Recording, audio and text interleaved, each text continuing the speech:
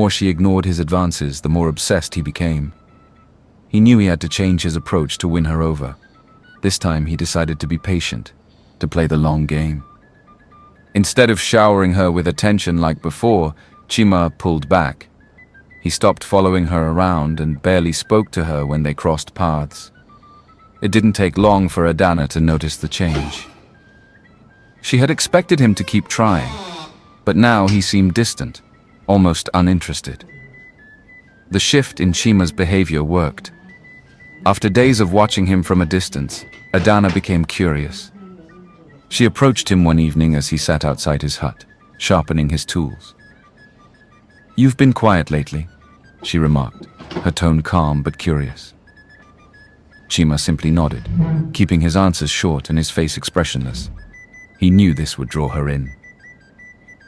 After a few moments of silence, Chima suggested a walk, and Adana agreed, her guard lowering slightly. As they walked, Chima kept the conversation light, just enough to keep her comfortable. He wanted her to believe that he was a changed man, and that he was more than the charming, attention-seeking womanizer she had assumed. And slowly, it seemed to work. Chima had played his cards right, and now Adana's defenses were lowering. She no longer looked at him with suspicion, and her once guarded responses softened. Chima could sense that the moment he had been waiting for was near.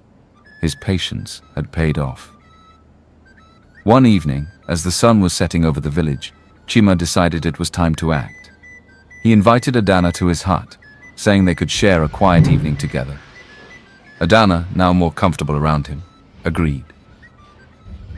The air was still, and the village seemed almost too quiet as they made their way to his hut on the outskirts of Ukoja. Inside, the flickering light from a small oil lamp cast soft shadows on the walls. Chima offered her a seat and poured her some palm wine, his voice calm and soothing as they talked. Adana sipped the wine slowly, her eyes watching him carefully but no longer with the sharpness of before. Chima smiled inwardly, knowing that the moment was finally his. He moved closer, gently brushing his fingers against her hand, and began to speak in that low, seductive voice he was known for. "Adana," he said softly, "I've been thinking about you. You're different from the others, strong, independent." Adana smiled faintly, still relaxed, but Chima could see the effect his words were having. He leaned in a little closer, his voice now almost a whisper. "Do you know the difference between a man's manhood and a snake?" Adana's brows furrowed slightly, confused by the sudden question.